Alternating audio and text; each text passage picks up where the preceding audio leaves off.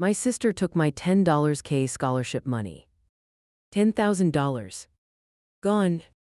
Not stolen by a stranger, not lost in some tragic accident.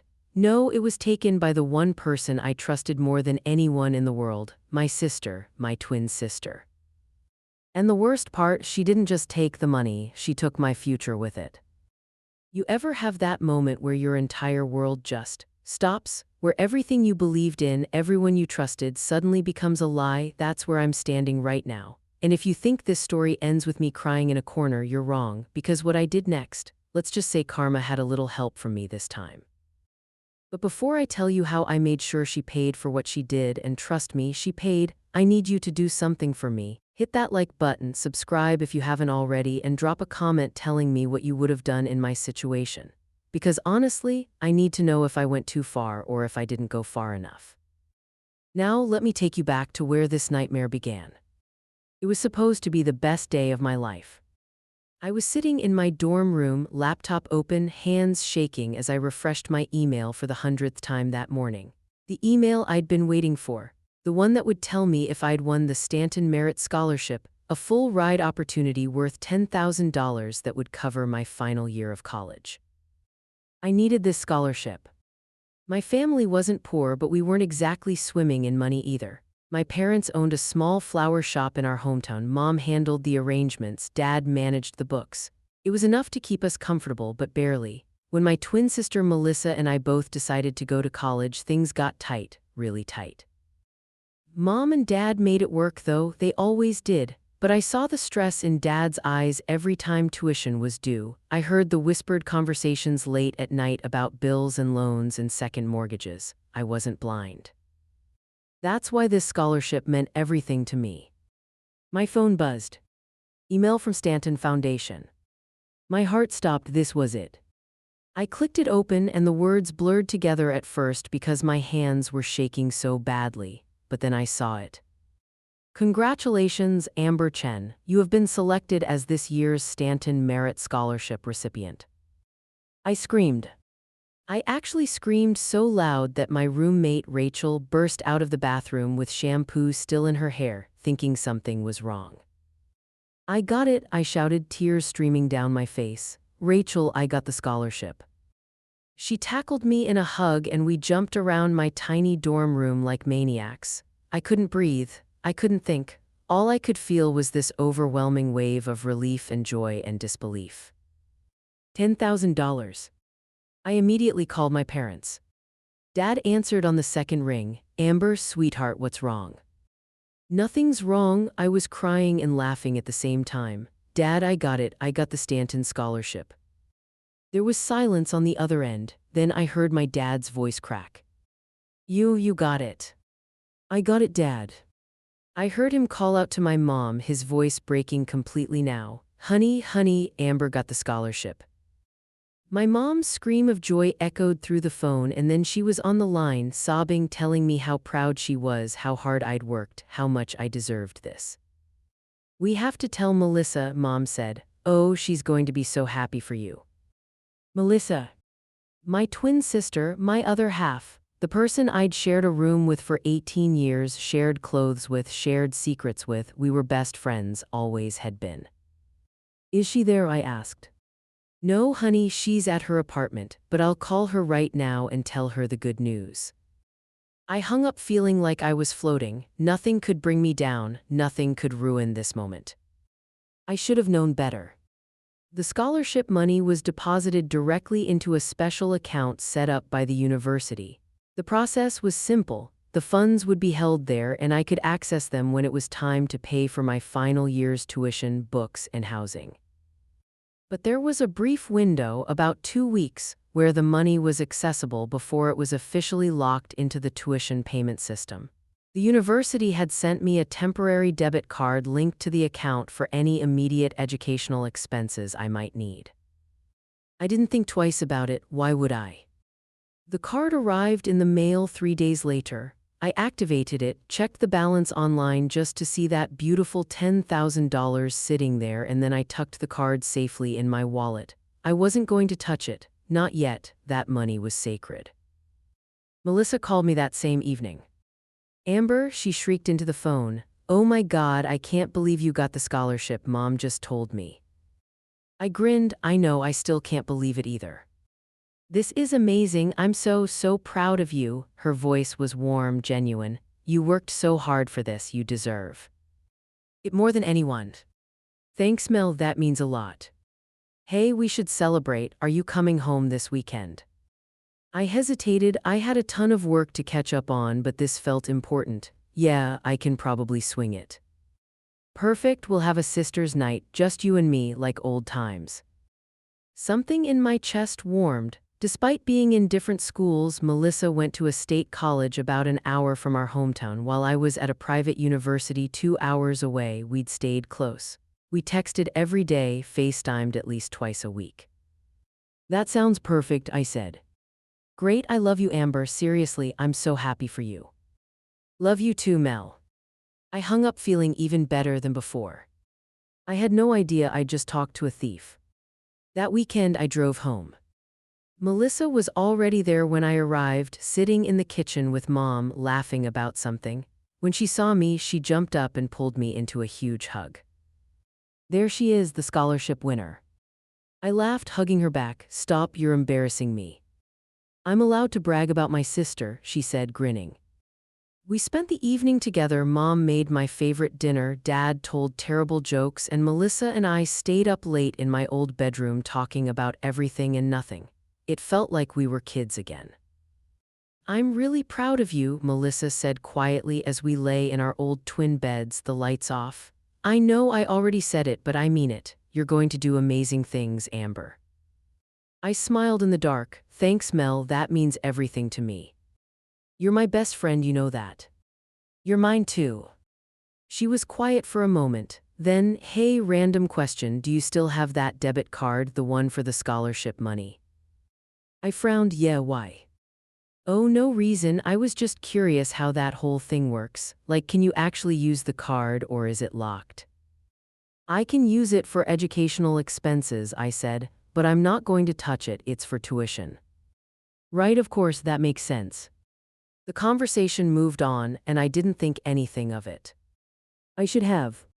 I went back to school Sunday night. Life continued as normal. I dove into my classes, worked on my senior thesis, picked up extra shifts at my part-time job at the campus library.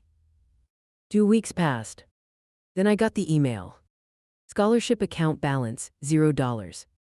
I stared at my laptop screen, convinced it was a mistake, a glitch, something. I logged into the scholarship account portal, my hands already starting to shake.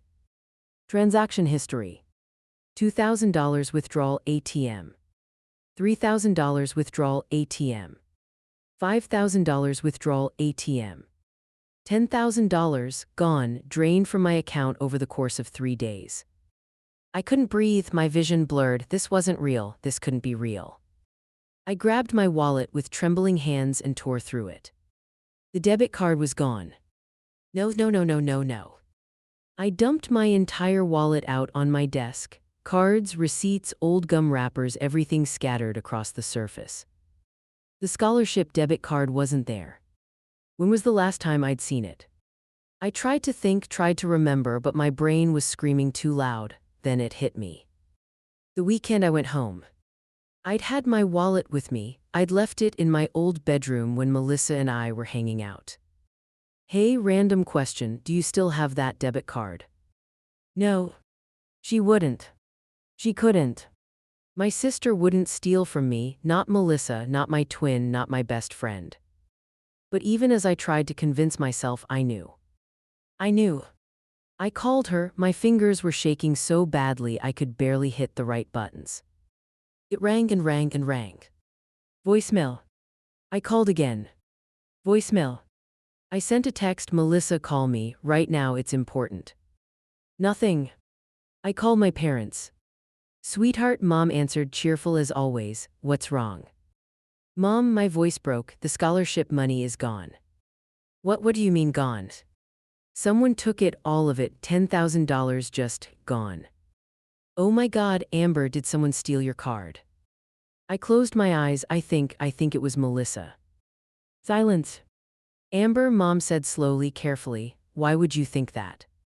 Because my card is missing and the last time I had it was when I was home 2 weeks ago. And she asked me about it, Mom. She specifically asked me if I still had the card. Honey, that doesn't mean. Mom, the money is gone, I was shouting now, crying, all of it, and she won't answer her phone.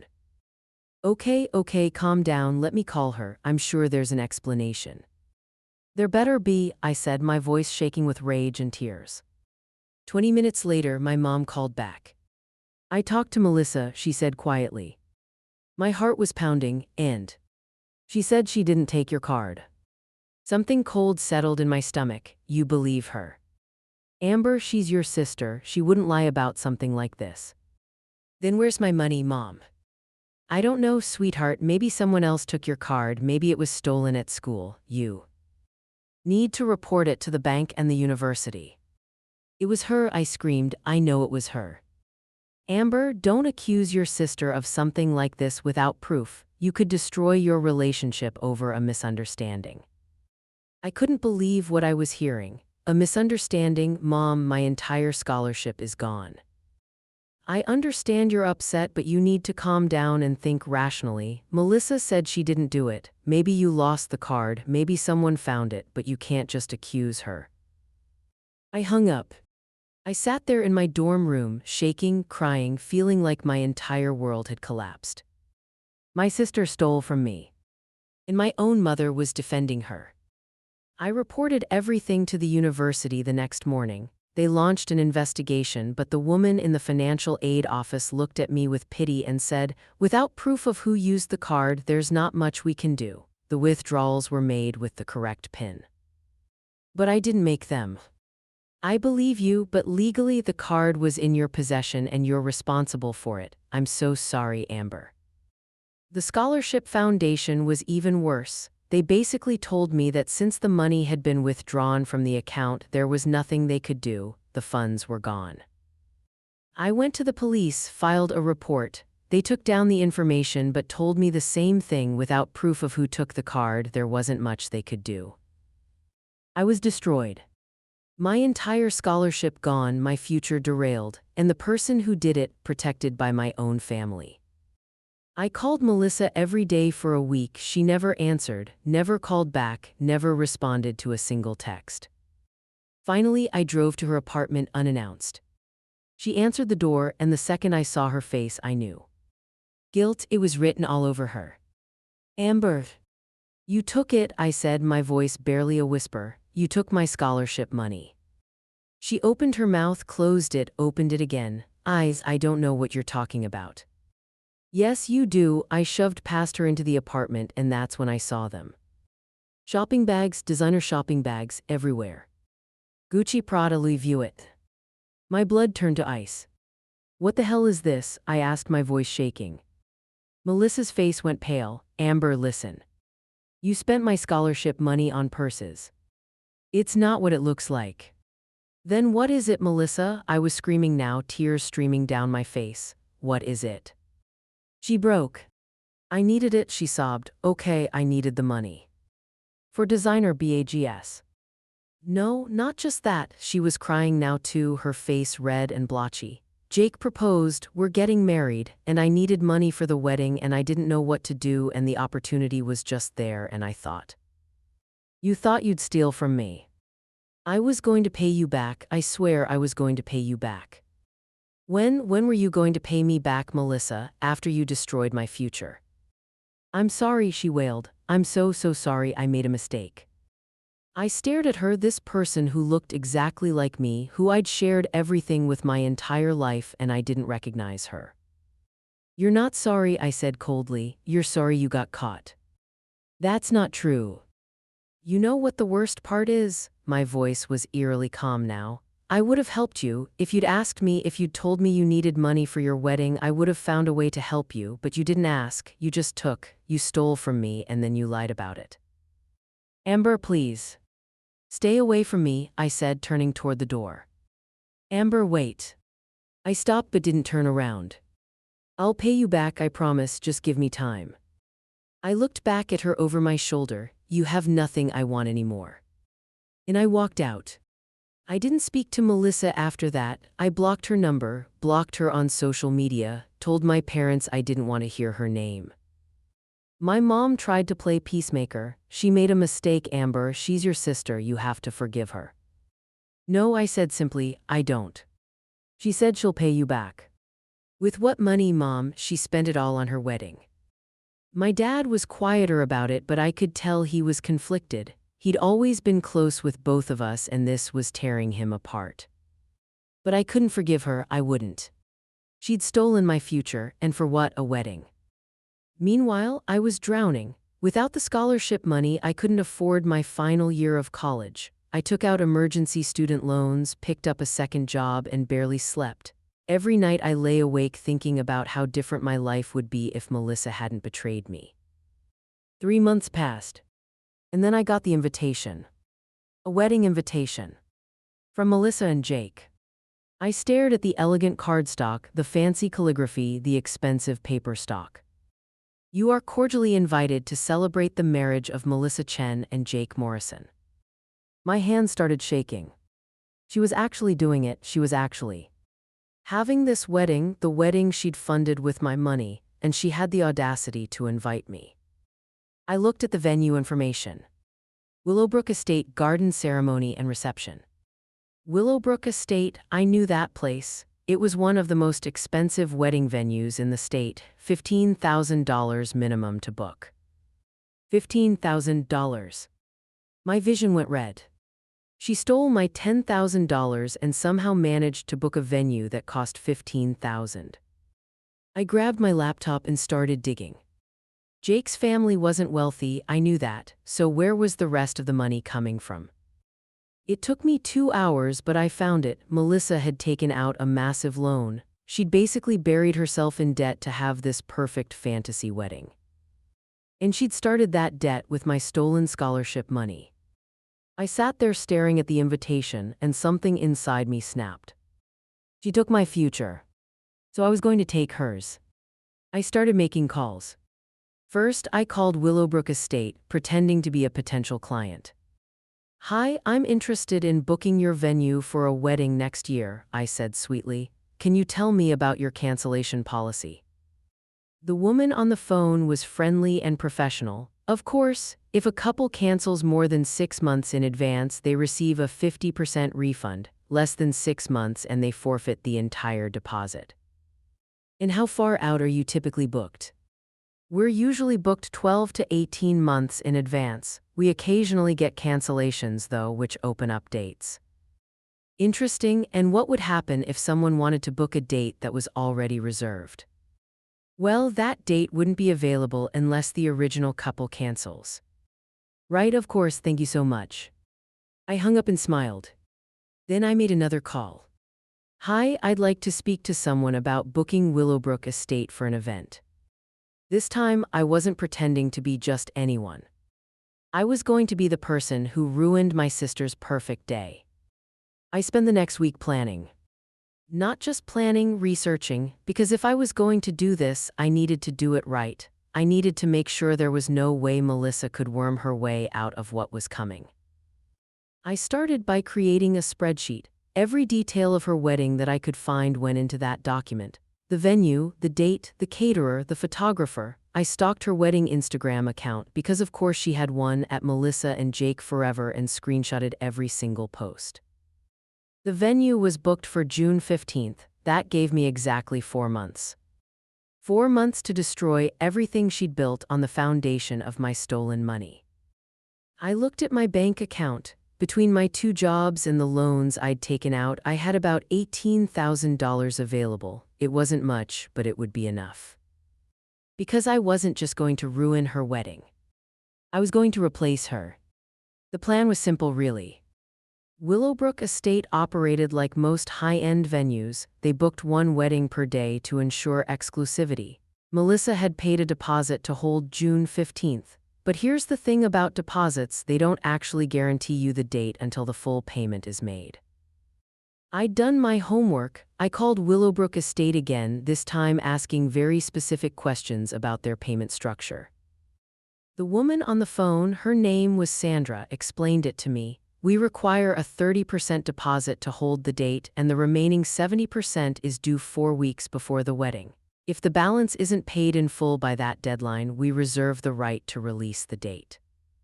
And what if someone wants to pay in full right away, I asked, to guarantee the date? Well, that's certainly allowed, Sandra said, sounding a bit surprised. In fact, we prioritize clients who pay in full. It shows commitment and eliminates any risk of last-minute cancellations.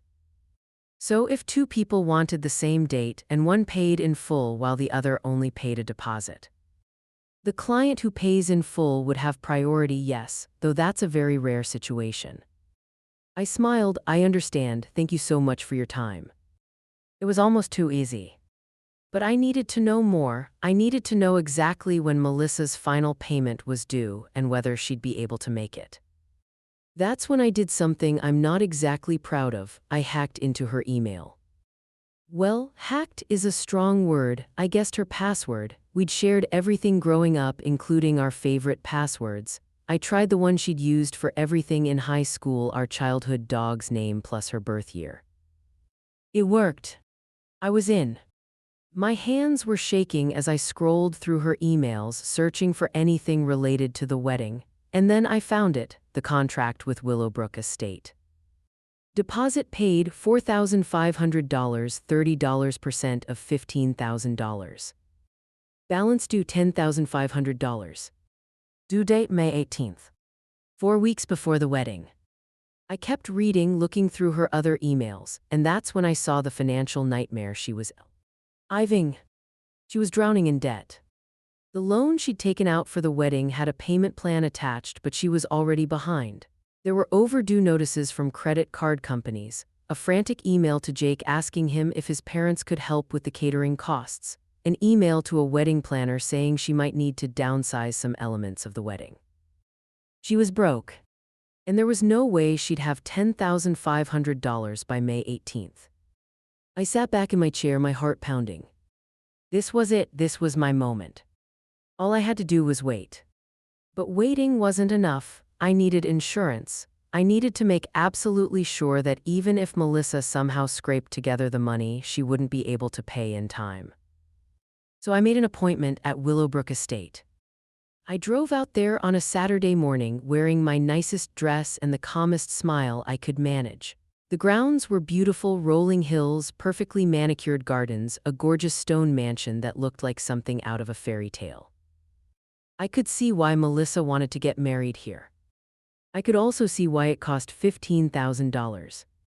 Sandra met me at the front entrance. She was a woman in her 50s with kind eyes and an efficient demeanor. "You must be Amber, so lovely to meet you in person." "Thank you for meeting with me," I said, shaking her hand. She walked me through the venue, showing me the ceremony space, the reception hall, the bridal suite. Everything was stunning, every detail was perfect. "This is exactly what I've been looking for," I said, and I wasn't lying. If I'd actually been planning a wedding, this would have been my dream venue. "I'm so glad," Sandra beamed. "Now, you mentioned on the phone that you were interested in a June date." "Yes, June 15th specifically." Her face fell slightly. "Oh, I'm so sorry, but that date is already booked." "I know," I said calmly, "but I also know that the couple who booked it hasn't paid their balance yet." Sandra's expression shifted to something more guarded. I can't really discuss other clients' payment statuses."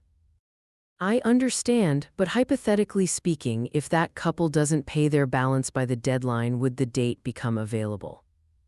She hesitated. "Hypothetically, yes, but that's a very unlikely scenario."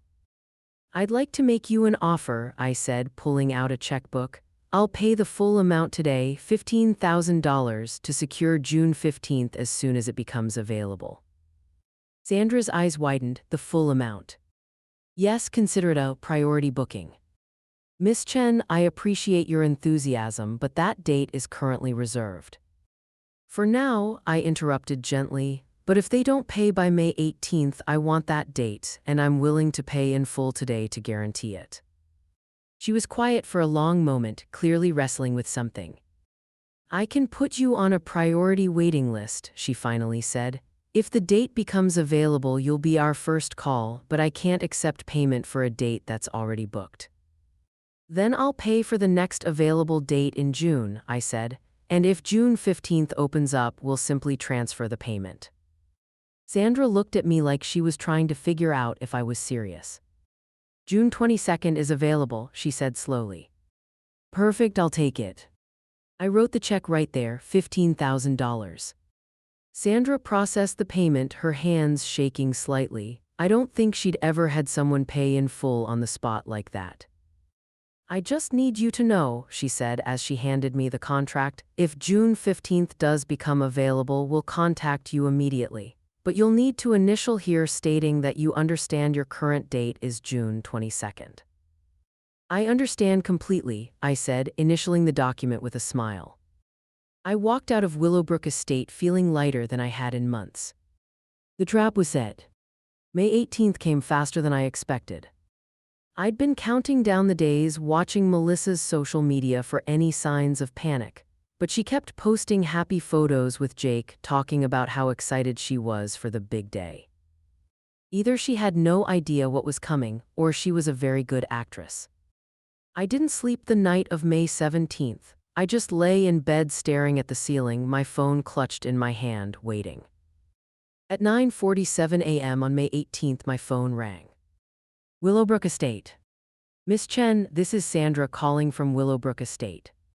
My heart was pounding so hard I could barely breathe. Hi, Sandra. I'm calling because, well, a date has become available, June 15th. I closed my eyes. The original couple didn't pay.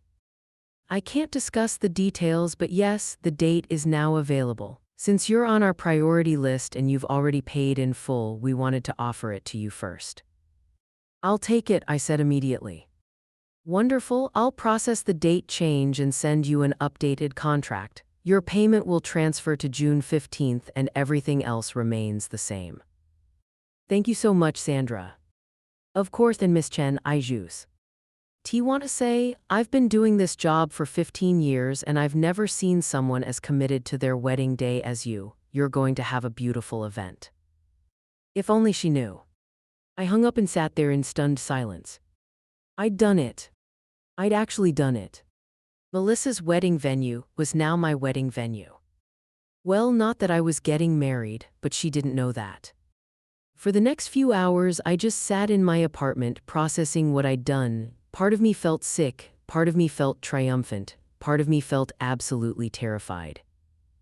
But mostly, I felt like justice had finally been served. Then my phone started blowing up. First a text from my mom, Amber, call me now. Then my dad, what did you do? Then finally, the one I'd been waiting for. Melissa. You bitch, you absolute bitch, what the hell did you do? I stared at the message for a long moment. Then I typed back, I took what was mine. My phone immediately started ringing, Melissa. I let it go to voicemail. She called again and again and again. On the fifth call I answered. What the hell did you do? She screamed before I could even say hello. I booked a venue for an event, I said calmly. Is there a problem? You stole my wedding venue. I didn't steal anything, Melissa. The venue became available and I booked it. That's how reservations work. You knew that was my date. You did this on purpose. Did you steal my scholarship money on purpose? I asked, my voice ice cold. Silence. That's what I thought, I said. Amber, please. Her voice broke and she was crying now. Please don't do this. That venue is everything to me. I've been planning this wedding for months. The invitations already went out. Everyone knows we're getting married at Willowbrook, please. You should have thought about that before you stole from me. I told you I was sorry. Sorry doesn't pay back $10,000, Melissa. I'll pay you back, I swear I'll pay you back. Just give me the venue, please, I'm begging you. You had your chance to do the right thing, I said. You could have asked me for help, you could have been honest. Instead, you stole from me and then lied about it. So no, I'm not giving you anything. You're ruining my life. No, I said quietly, I'm teaching you a lesson about consequences. You took my future, so I'm taking your perfect day. We're even now. We are not even. What you're doing is cruel and vindictive and And what you did was criminal, I interrupted. So if you want to keep talking about who's worse here, we can do that, or you can accept that you brought this on yourself. She was sobbing now, full-on hysterical. I hate you, I hate you. Good, I said, now you know how I felt when I found out what you did. I hung up. My hands were shaking, my whole body was shaking, but I didn't feel bad. I felt powerful. The next few days were chaos. My phone didn't stop ringing. Melissa called at least 20 times a day. My mom called crying, begging me to be the bigger person. My dad called asking me to reconsider because family is more important than revenge. But I didn't answer any of them. I'd said what I needed to say. Then I got a call from a number I didn't recognize. Against my better judgment, I answered. Amber, a man's voice. This is Jake, Melissa's fiancé. Oh, this should be good. Hi, Jake. Listen, I know you and Melissa are going through something and I don't fully understand all the details, but I'm asking you, person to person, please don't do this. Do what? I asked innocently. Take our wedding venue. Melissa is devastated. She can't eat, can't sleep. She's having panic attacks. This wedding means everything to her. That's interesting, I said, because my scholarship meant everything to me and she didn't seem to care about that when she stole it. She made a mistake. A mistake is forgetting to return a phone call, Jake. Stealing $10,000 is a crime. He was quiet for a moment. I didn't know she took your money until after it happened. If I'd known, I would have stopped her. But you didn't stop her from keeping it, I pointed out. You didn't make her return it. You're marrying someone who stole from her own sister and you're fine with that. I'm not fine with it, he said, his voice tight, but I love her and I'm trying to move forward. Then move forward without Willowbrook Estate. Amber, please, I'm asking you as someone who's trying to start a life with the person I love, don't punish me for her mistakes. Something in his voice made me pause. He sounded genuinely kind, genuinely desperate. For a second, just a second, I almost felt bad. Then I remembered the shopping bags, the designer purses, the lies. I'm sorry, Jake, I said, and I meant it. You seem like a good person, but Melissa needs to face the consequences of what she did, and if that means your wedding doesn't happen at your dream venue, then that's on her, not me. Is there anything I can do? Anything at all? You can pay me back the $10,000 she stole, I said, with interest, and then maybe we can talk. I don't have that kind of money, he admitted quietly. Then I guess we don't have anything to talk about. I hung up feeling hollow. Jake didn't deserve this, but Melissa did. And sometimes collateral damage is unavoidable. A week later, I got an email from Sandra at Willowbrook Estate. Miss Chen, I wanted to reach out regarding your June 15th booking. We've had an unusual situation develop and I wanted to discuss it with you personally. Would you be able to call me at your earliest convenience? My stomach dropped. Had Melissa found some way to get the venue back? Had she sued? Had she somehow convinced Sandra to cancel my reservation? I called immediately. Sandra, this is Amber Chen. I got your email. Oh, Amber, thank you for calling so quickly. She sounded stressed.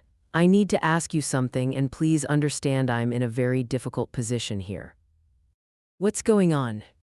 I received a call from the couple whose reservation you replaced. They're very upset, as you might imagine, and they've threatened legal action against the venue. My blood ran cold. Legal action? Yes, they're claiming that we violated their contract by releasing their date. Now, legally, we're in the clear. The contract clearly states that failure to pay by the deadline results in forfeiture of the reservation. But they're making noise, I finished. Exactly, and while I don't want to pressure you, I need to ask, is there any personal connection between you and this couple? I hesitated. Why do you ask?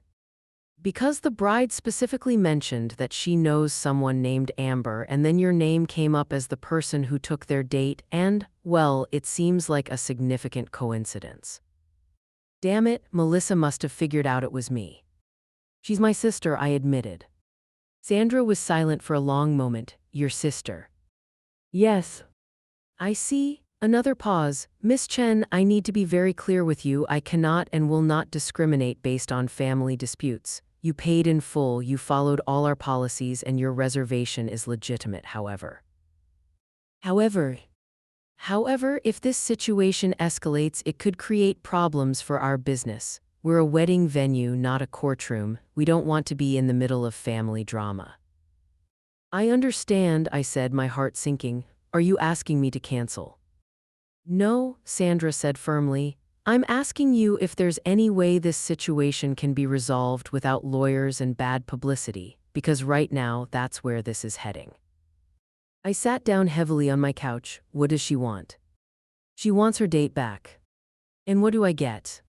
According to her, she wants to pay you the $10,000 you claim she owes you, and in exchange, you transfer the venue back to her. My breath caught. She has $10,000. Apparently, her fiancé's family agreed to help with the wedding costs. They've come up with the money. I felt like I'd been punched in the stomach. Jake's family had the money, they'd probably had it all along, but they'd only stepped up now when their precious wedding was in jeopardy. Not when Melissa was drowning in debt. Not when she'd stolen from me. Only now. So let me get this straight, I said slowly. Melissa steals my scholarship money, uses it to fund her wedding, gets caught, and now that she's facing consequences, suddenly everyone rallies around her to fix the problem. But when I needed help, when I lost everything, nobody cared. Miss Chen, did anyone offer to help me when I lost my scholarship? Did anyone offer to pay me back before this venue situation happened? Sandra was quiet. That's what I thought, I said bitterly. I understand you're angry, Sandra said gently, and I can't speak to the family dynamics here, but I'm asking you as a neutral party to consider resolving this peacefully. And if I don't, then your reservation stands and you'll have your event on June 15th, but I suspect this won't be the end of it. She was right, Melissa wouldn't let this go. This would escalate, it would get uglier. Part of me wanted to fight, wanted to hold onto that venue just to prove a point. But another part of me, the part that was exhausted from months of anger and pain, just wanted it to be over. I need to think about it, I said finally. Of course, take your time, but please let me know soon. The wedding is in 3 weeks. 3 weeks. I hung up and sat there in silence, staring at nothing. That night I couldn't sleep. I kept thinking about Jake's voice on the phone, about my mom crying and begging me to forgive Melissa, about my dad caught in the middle of a war between his daughters. I thought about the $10,000 I'd lost, the future I'd had to rebuild from scratch. I thought about Melissa's face when I confronted her in her apartment, surrounded by designer ba. Yes. And I thought about myself, who I was becoming in all of this. Was I getting justice, or was I just perpetuating a cycle of pain? At 2 a.m. I made a decision. I grabbed my laptop and opened my email. Sandra, I've thought about your offer and I have a counter-proposal. I will transfer the venue back to Melissa under the following conditions.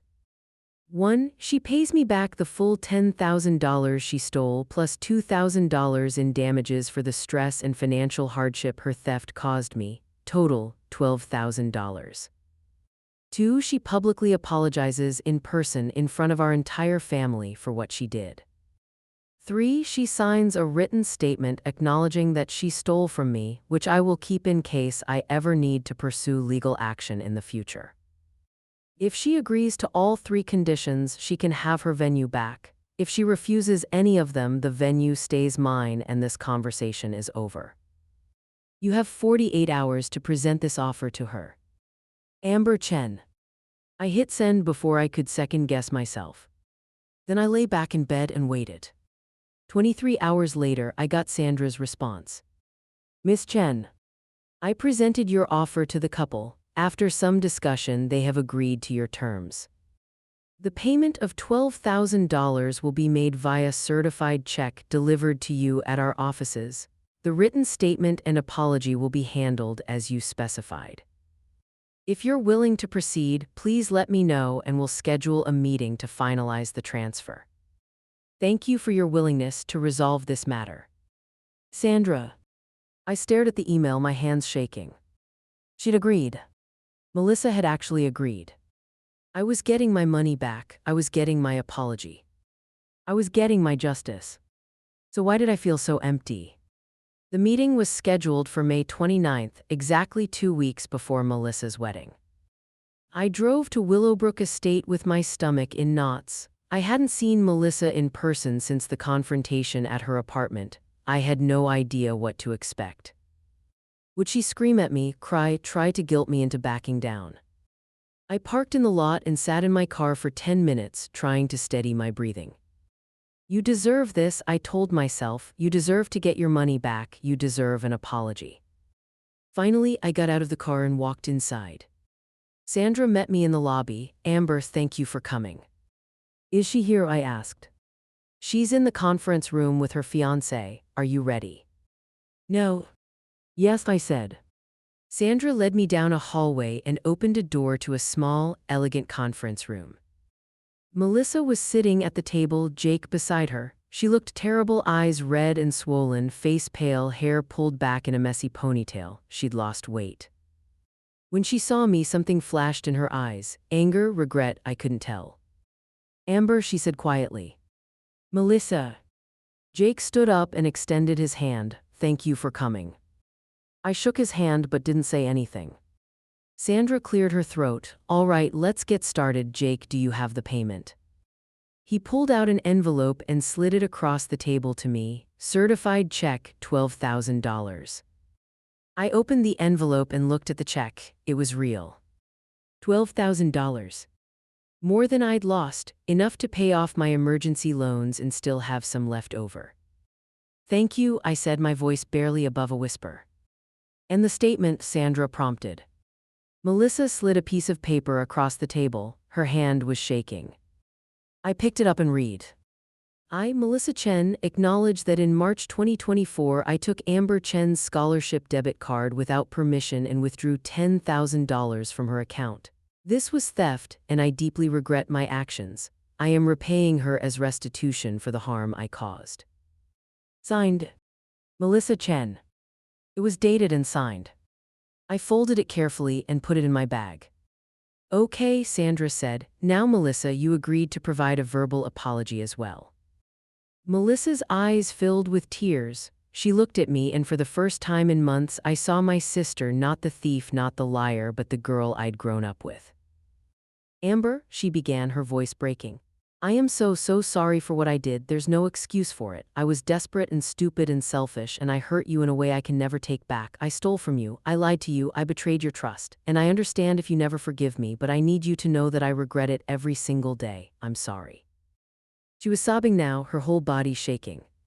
Jake put his arm around her, and I just sat there watching my sister fall apart. I should have felt triumphant. I should have felt vindicated. Instead, I just felt tired. Okay, I said finally, I accept your apology. Melissa looked up at me, hope flickering in her eyes. You do. I accept it, I repeated, but that doesn't mean I forgive you, and it doesn't mean we're okay. Her face crumpled. But, I continued, you've paid me back and you've acknowledged what you did. So as far as I'm concerned, we're done. You can have your venue. I hope your wedding is everything you dreamed it would be. I stood up. Amber, wait, Melissa reached for me. I stepped back. We're done here. I turned to Sandra. The venue is theirs. Transfer everything back to their names. Are you sure? Sandra asked gently. I'm sure. I walked out of that conference room without looking back. As I got in my car, my phone buzzed. A text from my mom. Thank you, sweetheart. I know that was hard. I didn't respond. I drove home, deposited the check in my bank account, and sat in my apartment staring at the wall. I'd won. I'd gotten my money back, I'd gotten my apology, I'd gotten everything I said I wanted. So why did it feel like I'd lost something too? 3 days before Melissa's wedding, I got a phone call that changed everything. It was 11 p.m. on a Tuesday night. I was in bed, halfway through an episode of some mindless reality show, trying not to think about the fact that in 72 hours my sister would be getting married at the venue I'd almost taken from her. My phone rang, unknown number. I almost didn't answer, but something made me pick up. Hello. Amber, a woman's voice, older, familiar, but I couldn't place it. Yes, who is this? This is Barbara Morrison, Jake's mother. I sat up straight in bed. Oh, hi, Mrs. Morrison. I'm sorry to call so late. I got your number from Jake. I hope that's okay. Sure, is everything all right?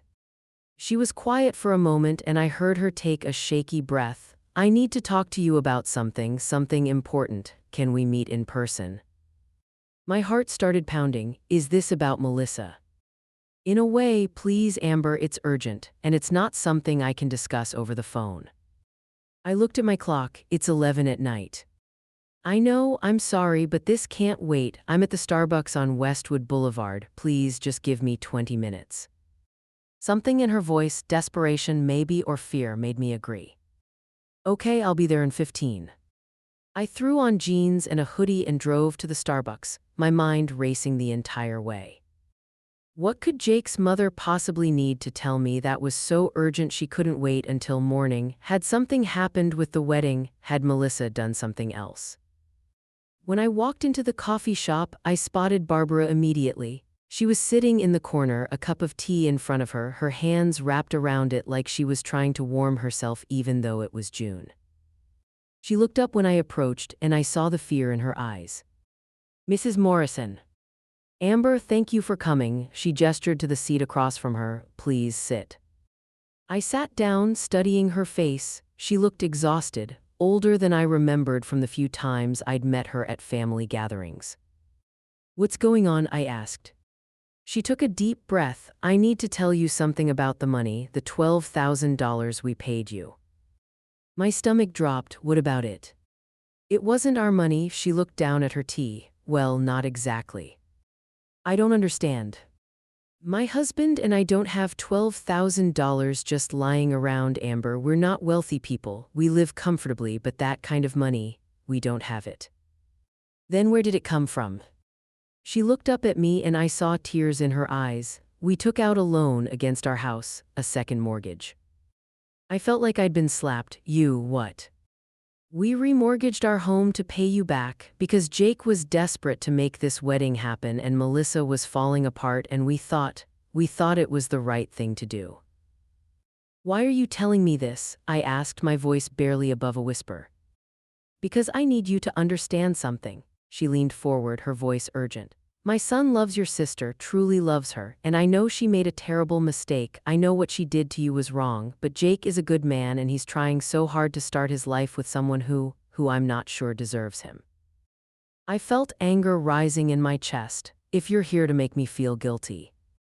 No, she cut me off. I'm not here to make you feel guilty. I'm here to warn you. Warn me about what? Barbara glanced around the coffee shop like she was making sure no one was listening. Then she pulled out her phone and slid it across the table to me.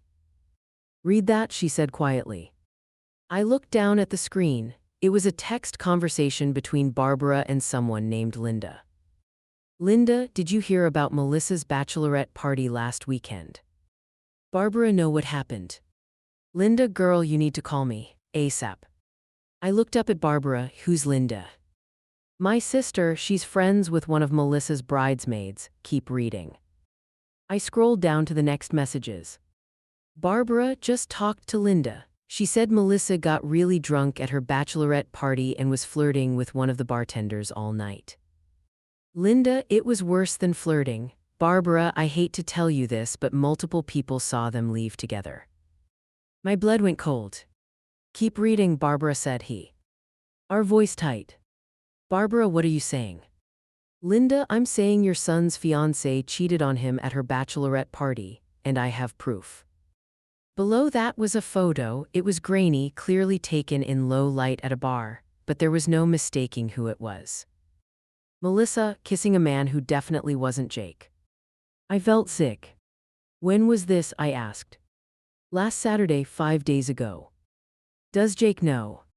Barbara shook her head, fresh tears spilling down her cheeks. No, and I don't know if I should tell him. What? Why wouldn't you tell him? Because the wedding is in 3 days, Amber. 3 days. We've spent thousands of dollars. My husband and I just mortgaged our house. The venue is paid for, the caterer is booked, 200 guests are flying in from across the country. If I tell Jake now, everything falls apart, and I don't know if he could handle that. I stared at her in disbelief. So you're just going to let him marry someone who cheated on him? I don't know what to do, she was crying now, her voice breaking. I don't know if this was a one-time drunken mistake or if there's something deeper wrong. I don't know if telling him will save him or destroy him, and I don't have time to figure it out. Why are you telling me this? I demanded. Because you're her sister, because you know her better than anyone, and because, she wiped her eyes, because I need to know if I'm making a mistake, if I should stop this wedding before it's too late. I sat back in my chair, my head spinning. Melissa had cheated on Jake. My sister, the same sister who'd stolen from me, lied to me, manipulated everyone around her, had now cheated on the man who'd stood by her through all of this. The man whose family had mortgaged their house to save her perfect wedding. I need to see more proof, I said finally. Barbara nodded and took her phone back. She pulled up more photos, more text messages from her sister and other witnesses, a video of Melissa stumbling out of the bar with the bartender, laughing and hanging all over him. It was damning. It was undeniable. Oh my God, I whispered. What do I do, Amber? Barbara asked desperately. What would you do? I looked up at her, this woman who'd sacrificed so much for her son's happiness, and I realized something. I had the power to destroy Melissa's wedding again. Not by taking the venue this time, but by telling the truth. I left the Starbucks in a daze and drove home on autopilot. When I got back to my apartment, I sat on my couch and stared at nothing for what felt like hours. I'd gotten what I wanted, the money was in my account, the apology had been made, I was supposed to be done with all of this. But now I had information that could blow up Melissa's entire life. Should I tell Jake? The vindictive part of me, the part that was still angry, still hurt, screamed, yes, she deserves this. She deserves to lose everything just like you did. But another part of me, a quieter part, asked, is that who you want to be? I picked up my phone and stared at it for a long time. Then I made a decision. I called Melissa. She answered on the third ring. Amber, she sounded surprised, hopeful. Hi, I didn't expect to hear from you. We need to talk, I said, in person now. Her tone shifted immediately. What's wrong? Just meet me at Riverside Park, the bench by the fountain, 30 minutes. Amber, it's almost midnight. 30 minutes, Melissa, or I'm calling Jake right now and telling him something you really don't want him to know. Silence. I'll be there, she said quietly. I got to the park first and sat on our bench. Our bench, the bench where Melissa and I used to come as kids when we needed to escape our parents' arguments. The bench where we'd made promises to always be there for each other. That felt like a lifetime ago. Melissa arrived 23 minutes later. She was wearing sweatpants and one of Jake's hoodies, her hair thrown up in a messy bun. She looked terrified. What's going on? She asked as she sat down next to me, keeping a careful distance between us. I turned to face her. I know what you did at your bachelorette party. All the color drained from her face. I don't know what you're talking about. Don't, I held up a hand. Don't lie to me again, Melissa. I have photos, I have witness statements. I know you cheated on Jake. She started crying immediately, not the manipulative tears I'd seen before. Real, ugly, terrified crying. Oh God, she sobbed. Oh God, oh God, oh God. Does he know? I asked. She shook her head violently. No, nobody knows except the girls who were there, and they promised not to say anything. Well, someone talked. Jake's mom knows. Melissa's head snapped up. What? Barbara Morrison called me tonight, showed me everything. She's trying to decide whether to tell Jake before the wedding. No, Melissa grabbed my arm, her fingers digging in desperately. No, no, no, Amber, please, you can't let her tell him. I pulled my arm away. I can't let her. This isn't my decision to make, Melissa. Yes, it is. You have influence. You can talk to her. You can convince her not to say anything. Why the hell would I do that? I demanded. Why would I help you cover up the fact that you cheated on your fiancé? Because he's a good man and this will destroy him, she cried. Because it was a mistake, Amber, a stupid, drunken mistake that meant nothing. I love Jake, I love him so much, and if he finds out about this, it will ruin everything. Maybe it should, I said coldly. Please? She was begging now, sobbing so hard she could barely breathe. Please, Amber, I know I don't deserve your help, I know I've been terrible to you, but I'm begging you, please don't let her tell him, please. I looked at my sister, really looked at her, and I saw someone who was completely broken. But I also saw someone who still hadn't learned her lesson. Answer me honestly, I said. Did you cheat because you don't love Jake, or did you cheat because you're self-destructive and you sabotage everything good in your life? She wiped her eyes, her hands shaking. I don't know, I think I'm scared. Scared of what? Of being happy, of deserving good things, she looked at me with red, swollen eyes, of being like you. I blinked. What? You're the good twin, Amber, you always have been, the smart one, the responsible one, the one who does everything right, and I'm the screw-up, the one who makes mistakes, and I think part of me believes that's all I'll ever be. So you cheated on Jake to prove you're a screw-up? I asked incredulously. No, I cheated on Jake because I was drunk and insecure and some guy paid attention to me and for 5 minutes I felt like I was worth something. And then I woke up the next morning and realized I just destroyed the best thing in my life. She buried her face in her hands. I'm a terrible person, I know I am, you don't have to tell me. We sat in silence for a long moment. Do you love him? I asked finally. More than anything. Then why did you steal from me to fund your wedding? If you love him so much, why did you start your marriage with a lie? She looked up at me, tears streaming down her face. Because I wanted the perfect wedding, because I thought if everything looked perfect on the outside, maybe I could be perfect too, maybe I could finally be good enough. For who? For Jake. For everyone, for Mom and Dad, for you, for myself, she laughed bitterly. But I guess that didn't work, did it? I shook my head slowly. No, Melissa, it didn't. She was quiet for a moment, then, are you going to tell him? I looked out at the fountain, watching the water cascade down in the moonlight. Was I? This was my chance to get the ultimate revenge, to make Melissa lose everything the way I'd lost everything. But as I sat there, I realized something. I didn't want revenge anymore. I was tired of being angry, tired of fighting, tired of this war that had consumed my life for the past months. I'm not going to tell him, I said finally. Melissa let out a sob of relief. Thank you so much. But you are. Her head snapped up. What? You heard me, you're going to tell Jake what you did before the wedding. He deserves to know the truth and he deserves to hear it from you. Amber, no, I can't, it'll ruin everything. Then everything deserves to be ruined, I said firmly, because if you marry him without telling him the truth, you're starting your marriage with another lie, and that's not fair to him. But he'll leave me, she whispered. Maybe, or maybe he'll forgive you, but that's his choice to make, not yours. I can't lose him, she sobbed, I can't.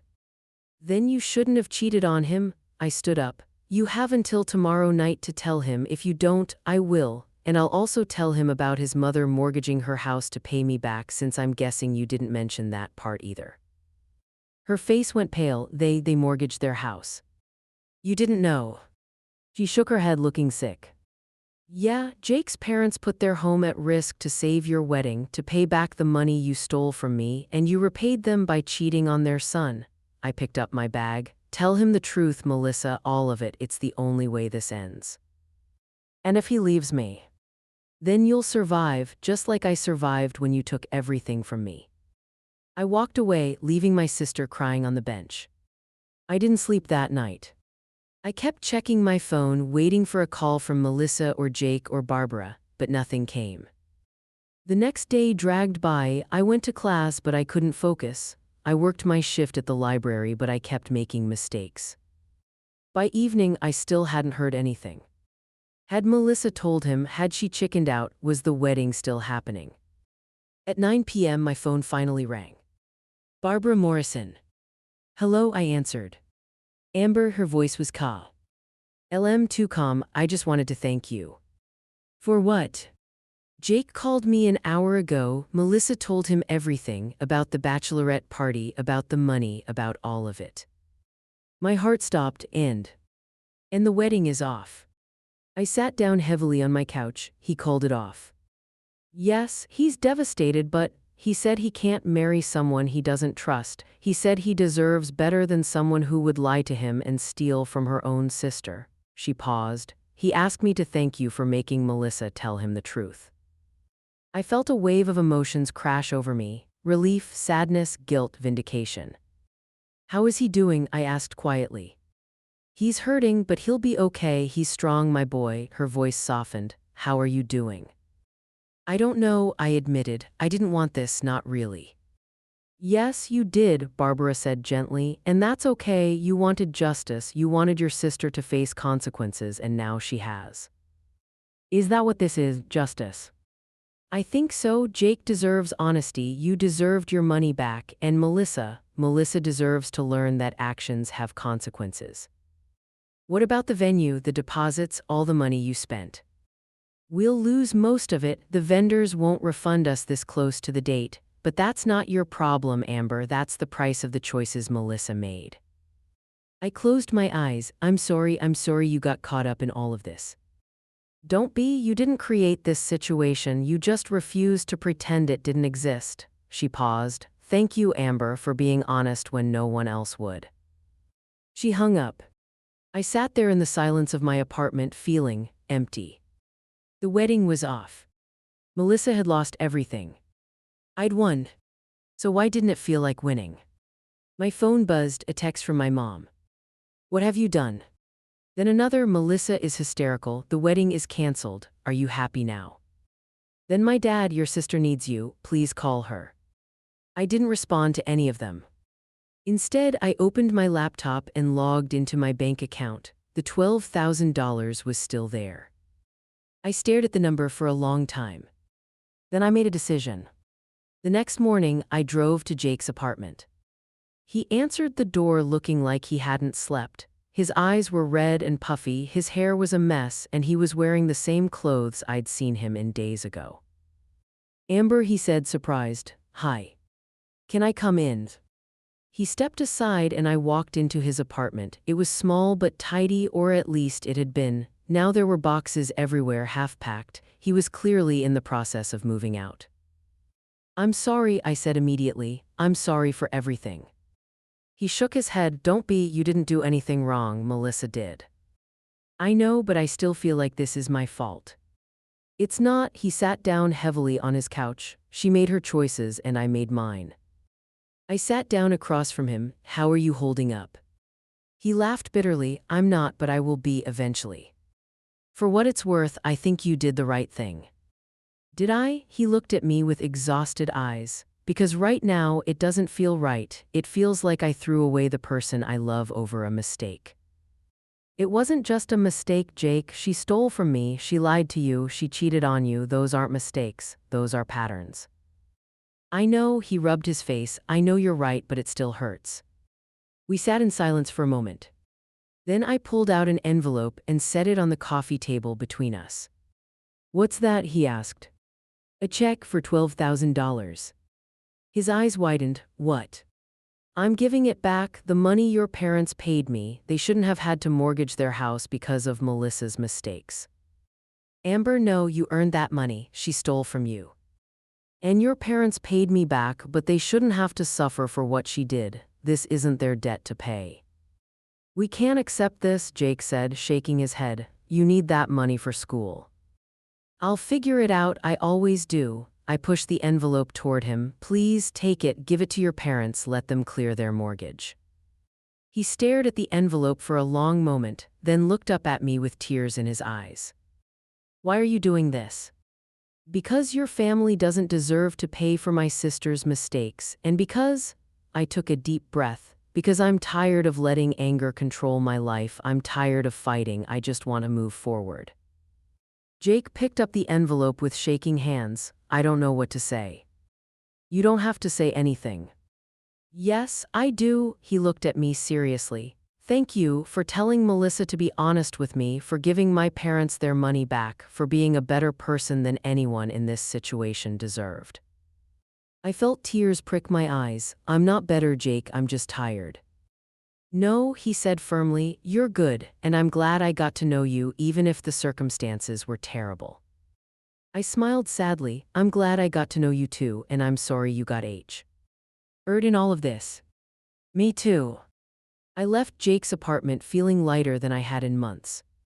Was I back to square one financially? Yes. Would I have to work 2 jobs again and stress about money? Probably. But I'd made the right choice, I knew it in my bones. I drove home and called my dad. He answered immediately, Amber. Hi, Dad. Sweetheart, are you okay? Your mother is beside herself. I'm fine, Dad, I just wanted to talk to you about something. Of course, what is it?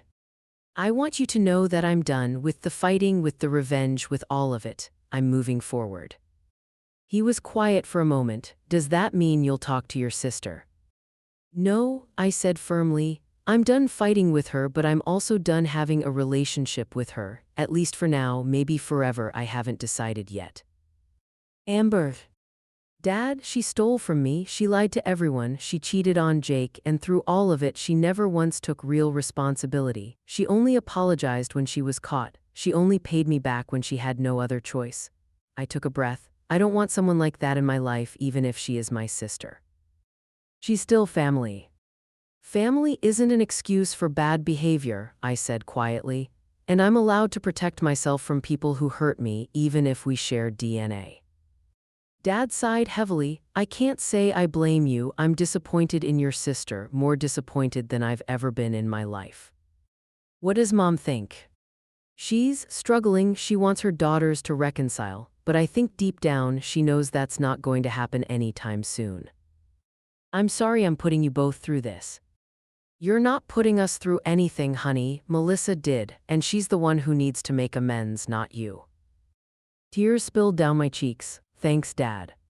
I love you, Amber, I'm proud of you, and I'm sorry I didn't stand up for you sooner when all of this started. It's okay, I understand, she's your daughter too. But so are you, and you deserved better from all of us. We talked for a few more minutes, and then I hung up feeling like at least one relationship in my family might survive this. 3 months passed. I didn't hear from Melissa, no calls, no texts, no surprise visits. Part of me was relieved, part of me was sad. I threw myself into school and work. I focused on my thesis, graduated with honors, and started applying for jobs in my field. The $12,000 I'd given back to Jake's family meant I had to work harder, save more, stress more, but somehow I managed. Because I always did. One day in September, I was working at a coffee shop. I'd picked up a 3rd job after graduation when my phone buzzed with an email. Congratulations, you have been selected for the Reynolds Professional Fellowship. I had to read it 3 times before it sank in. The Reynolds Fellowship, a prestigious postgraduate program that came with a $25,000 stipend and guaranteed job placement after completion. I'd applied on a whim, never actually expecting to get it. But I had. I sat there in the middle of my shift, tears streaming down my face, unable to believe it. After everything, all the pain, all the loss, all the fighting, I'd finally caught a break. The universe had finally decided I'd suffered enough. I called my dad immediately. Amber, he sounded worried. What's wrong? Nothing's wrong, I said, laughing and crying at the same time. Dad, I got it, I got the Reynolds Fellowship. He screamed so loud I had to pull the phone away from my ear. Honey, he yelled to my mom, Amber got the Reynolds Fellowship. I heard my mom scream in the background, and then she was on the phone, crying and telling me how proud she was. It was the best phone call I'd had in months. We have to celebrate, Dad said. Come home this weekend, we'll have a family dinner. I hesitated. Will Melissa be there? There was a pause. No, she won't be there. Where is she? She moved to Oregon, actually, got a job at a marketing firm out there. She left about a month ago. Oh, I think she needed a fresh start, Dad said quietly, away from everything that happened here. That's probably for the best, I said. And I meant it. That weekend, I drove home for the first time since everything had fallen apart. Mom and Dad had prepared my favorite meal: lasagna, garlic bread, Caesar salad. The table was set for 3, and it felt strange to not see a fourth chair. Melissa's absence was palpable. But we had a good time anyway. We talked about my new fellowship, about my future career, about everything except Melissa. It was nice, normal, peaceful. After dinner, as I was helping Mom with the dishes, she turned to me with tears in her eyes. "I'm sorry," she said quietly. I looked at her in surprise. "For what?" "For not believing you when this all started, for defending Melissa when I should have defended you, for making you feel like your pain didn't matter." I set down the dish I was holding and hugged her. "It's okay, Mom." "It's not okay, you deserved better from me." "Maybe," I admitted, "but I forgive you." She pulled back and looked at me. "Do you forgive Melissa?" I thought about it for a long moment. "No," I said finally, "not yet, maybe not ever, but I'm not angry anymore, and that's enough for now." Mom nodded, wiping her eyes. "That's fair." 6 months later, I was settled into my fellowship program, working at a job I loved, living in a tiny apartment in the city. Life was good, not perfect, but good. And then one day, I got a letter in the mail. It was from Melissa. I stared at the envelope for a full 10 minutes before I opened it. Inside was a handwritten letter on plain notebook paper. "Dear Amber, I don't know if you'll read this, but I needed to write it anyway. I'm in Oregon now, I got a job, made some new friends, and I'm in therapy, real therapy, 3 times a week. My therapist says I have a lot of issues I need to work through, self-worth stuff mainly. She says I've been self-sabotaging my whole life because I don't think I deserve good things. I don't know if that's true, but I'm trying to figure it out. I want you to know that I think about what I did every single day. I think about the scholarship money I stole. I think about how I lied to everyone. I think about how I almost married Jake even though I didn't deserve him. I think about how I hurt you. You were the best thing in my life, Amber, my twin, my best friend, my other half. And I destroyed that because I was selfish and broken and too stupid to see what I had until it was gone. I don't expect you to forgive me, I wouldn't forgive me either. But I want you to know that I'm sorry, really, truly sorry, not because I got caught, not because I lost everything, but because I hurt someone I love. I hope you're doing well. Dad told me about your fellowship. I'm proud of you, I always have been. I don't deserve your forgiveness, but if you ever want to talk, I'm here. Love, Melissa." I read the letter 3 times. Then I folded it carefully and put it in my desk drawer. I didn't respond, not that day, not that week, not that month. But I kept the letter. Maybe one day I'd be ready to forgive her. Maybe one day I'd be ready to have my sister back in my life. But not today. Today, I was focused on building my own future, one that didn't depend on anyone else, one that no one could take from me. And that was enough. 1 year later, I was at a coffee shop working on a project for my fellowship when my phone rang. Unknown number. I almost didn't answer, but something made me pick up. "Hello." Amber, a familiar voice, one I hadn't heard in over a year. "Melissa." "Hi," she sounded nervous. "I'm sorry to call out of the blue. I got your number from Dad. I hope that's okay." "It's fine, what's up?" "I'm getting married." I nearly dropped my phone. "You're what?" "Getting married. His name is David. He's a teacher. We met at a community center where I volunteer. He's really good, Amber, really kind."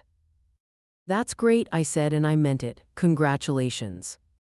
"Thank you." She paused. "I'm not calling to invite you to the wedding. I know we're not there yet, and I respect that." "Then why are you calling?" "Because I wanted you to know that this time it's different. I'm paying for everything myself. No loans, no stealing, no shortcuts. I've been saving for 2 years, and it's not going to be fancy, just a small ceremony at a park with close friends and family." "That sounds perfect," I said honestly. "I learned my lesson, Amber, about what really matters. It's not the venue or the dress or the Instagram photos. It's the person you're marrying and the life you're building together." I'm glad you figured that out. Me too, and I wanted to thank you. For what? For not letting me get away with it, for making me face the consequences of what I did, for being brave enough to hold me accountable when no one else would. Her voice cracked. I hated you for it at the time, but you saved me, Amber, you saved me from myself. I felt tears prick my eyes. You did that yourself, Melissa. You chose to get help, you chose to change. Only because you forced me to face the truth. We were quiet for a moment. I miss you, Melissa said softly. I know I don't have the right to say that, but I do. I miss you too, I admitted, sometimes. Do you think we'll ever be sisters again, really be sisters? I thought about it, I don't know, maybe, but it won't be like it was before. I know, and that's okay, I don't deserve what we had before.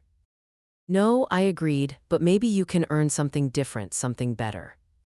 I'd like that. Me too. We talked for a few more minutes, and then we said goodbye. As I hung up, I realized something. I wasn't angry anymore, I wasn't hurt, I wasn't bitter. I was just at peace. Melissa had stolen my scholarship money, and yes, that changed my life. It derailed my plans and caused me incredible stress and pain. But it also taught me something important. I was stronger than I ever knew. I didn't need anyone to save me, I could save myself. And no matter what anyone took from me, money, trust, family, they couldn't take away who I was. I'm sitting in my office at the company I work for now, a job I love with people I respect, making more money than I ever dreamed. The Reynolds Fellowship opened doors I never expected. It gave me opportunities I would have missed if I'd stayed on my original path. Sometimes I wonder what my life would be like if Melissa had never stolen from me. Would I have gotten this job, met these people, become this version of myself? I don't know. But I do know this. What Melissa did was wrong, unforgivable even. But the way I chose to respond, first with revenge, then with justice, and finally with grace, that was what defined me. Not her actions, my choices. And in the end, that's what mattered most. My phone buzzes with a text from Melissa. Got married today, small ceremony just like I planned, thought you'd want to know. Attached is a photo, Melissa in a simple white dress holding hands with a man who's looking at her like she hung the moon. They're standing under a tree in a park surrounded by a handful of people. She looks happy, genuinely happy. I type back, congratulations, I'm happy for you. And I mean it. Then I add, maybe we can get coffee sometime, when you're back from your honeymoon. 3 dots appear, disappear, appear again. I'd really like that. Me too, I reply. I set my phone down and look out the window of my office at the city stretching out before me. Did I do the right thing? Did I take it too far? Should I have forgiven her sooner? I don't know. But I know I did what I needed to do to survive, to heal, to move forward. And sometimes that's the best you can do. So, what do you think? Did Amber make the right choices? Was the revenge justified? Did Melissa deserve a second chance? Drop your thoughts in the comments below. I want to hear what you would have done in this situation. And if this story resonated with you, please hit that like button and subscribe for more real-life drama. Because sometimes the best stories are the ones that are messy, complicated, and painfully human. Thanks for watching. See you in the next one.